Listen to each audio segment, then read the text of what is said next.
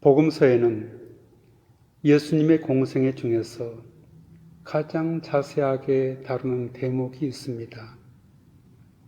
그것은 예수님이 유월절 일주일 앞두고 예루살렘에 입성하셔서 활동하시다가 체포되어 십자가에 처형당하신 마지막 일주일 사이에 벌어진 이야기입니다. 그해 유월절 예루살렘의 분위기는 좋지 않았습니다. 당시의 분위기를 누가복음 22장 1절과 2절은 이렇게 전합니다. 유월절이라 하는 무교절이 다가오매 대제사장들과 서기관들이 예수를 무슨 방도로 죽일까 궁리하니, 그들이 예수님을 죽이려는 이유는 예수님을 위험 인물로 판단했기 때문입니다. 예수님으로 인해서 자신들의 전통이 흔들린다고 생각한 것입니다. 이런 상황은 예수님도 감당하기 쉽지 않았던 것으로 보입니다. 누가복음 22장 39절에 따르면 예수님은 습관대로 감람산에 올라가셔서 이렇게 기도를 하셨습니다. 아버지여, 만일 아버지의 뜻이거든 이 잔을 내게서 옮기시옵소서. 그러나 내 원대로 마옵시고 아버지의 원대로 되기를 원하나이다. 십자가 죽음은 그것 자체가 참혹할 뿐만 아니라 하나님의 저주를 받은 것이라고 사람들이 생각했기 때문입니다. 오죽했으면 기도하시던 예수님께서 흘린 땀이 핏방울처럼 되었겠습니까? 이런 상황에서는 제자들이 어느 정도 예수님의 버팀목이 되어 주어야 합니다. 그러나 그 어떤 제자도 예수님의 심정을 이해하는 사람은 없었습니다. 이해하지 못했을 뿐만 아니라 오히려 고통스러운 상황을 더 힘들게 하는 일이 벌어졌습니다. 예수님을 배신한 것입니다. 세 가지 경우가 여기에 해당됩니다. 우리가 가장 잘 아는 첫 번째 배신은 가룟 유다에게서 일어났습니다. 누가복음 22장 14절 이하에 따르면 제자들과 유월절 만찬을 나누면서 예수님은 보라, 나를 파는 자의 손이 나와 함께 상 위에 있도다 하고 말씀하셨습니다. 제자들은 예수님의 이 말씀을 들은 뒤에 근심하면서 우리 중에서 이 일을 행할 자가 누구일까 하고 서로 물었습니다. 두 번째 부류는 제자 일반입니다. 누가복음 22장 24절에 따르면 예수님의 운명이 바람 앞에 등불처럼 위태로운 순간에 제자들은 누가 크냐 하는 다툼을 벌였습니다. 지금 상황은 예수님이 체포당하고 야간 신문을 당한 뒤에 다음 날 십자가에 처형당하기 직전입니다. 예수님의 운명에서 가장 엄중한 순간입니다. 스승과 괴로움도 즐거움도 함께 했으면 하나님 나라 운동을 위해서 연대한 제자들이라면 예수님이 처한 이 상황을 눈치채지 않을 수 없었을 것입니다. 이런 마당에 누가 더 크냐 하는 논란을 벌였다는 것은 이들이 예수님을 배반한 유다와 크게 다르지 않습니다. 세 번째 부류는 시몬 베드로입니다. 예수님은 누가 더 크냐는 제자들의 논란을 정리한 뒤에 시몬 베드로에게 이렇게 말씀하셨습니다. 시몬아, 시몬아, 보아라. 사탄이 밀처럼 너희를 체질하려고 너희를 소나기에 넣기를 요구했다. 고난의 태풍 앞에서 시몬의 마음은 속절없이 흔들릴 것입니다. 이게 현실입니다. 사탄은 예수님의 죽음의 고난을 야기시키는 장본인입니다. 사탄은 가룟 유다가 제사장들에게 예수님을 넘겨줄 음모를 꾸미고 돈을 받을 때도 등장했습니다. 누가복음 22장 3절입니다. 12 가운데 하나인 가롯이라는 유다에게 사탄이 들어갔다. 가룟 유다의 배신이나 시몬 베드로의 예수님 부인이나 본질적으로 같은 행위라는 뜻입니다. 예수님은 말씀을 이어가십니다. 그러나 나는 네 믿음이 꺾이지 않도록 너를 위해 기도했다. 네가 다시 돌아올 때에는 네 형제를 굳세게 하여라. 베드로가 예수님께 대답했습니다. 주님, 저는 주님과 함께라면 감옥이든 죽음이든 각오가 되어 있습니다. 베드로의 이 마음에 조금의 거짓도 없다고 생각합니다. 베드로는 정말 그럴 각오가 되어 있었습니다. 하지만 그가 모르는 것 하나가 있습니다. 자신이 한갓 인간에 지나지 않다는 사실 말입니다. 공포와 두려움이 쓰나미처럼 밀려올 때 이성적 판단이나 결심이 얼마나 무력한지를 그는 아직 알지 못합니다. 그러나 예수님께서 말씀하셨습니다. 베드로야, 내가 너에게 말한다. 오늘 닭이 울기 전에 네가 3번 나를 모른다고 할 것이다. 같은 일이 3번 반복된다는 것은 어떤 의미일까요? 철저한 부정을 뜻하는 말일 것입니다.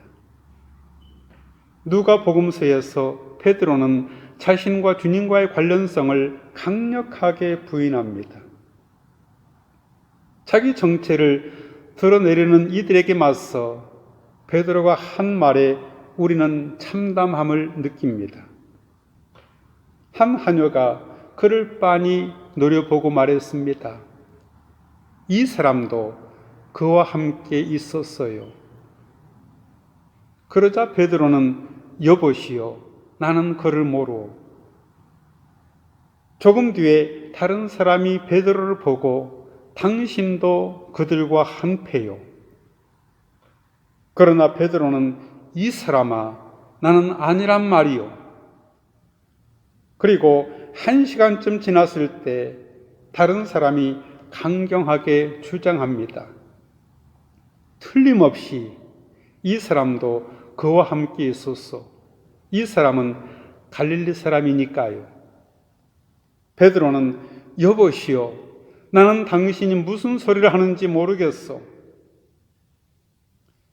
베드로가 아직 말을 채 끝내기도 전에 곧 닭이 울었습니다.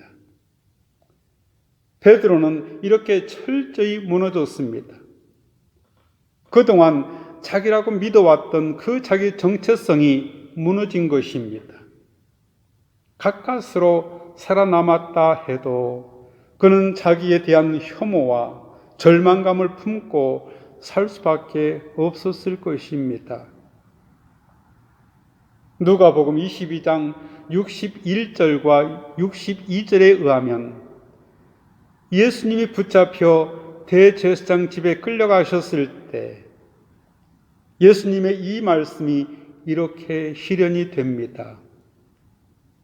주께서 돌이켜 베드로를 보시니 베드로가 주의 말씀 곧 오늘 닭 울기 전에 네가 3번 나를 부인하리라 하심이 생각나서 밖에 나가서 심히 통곡하니라.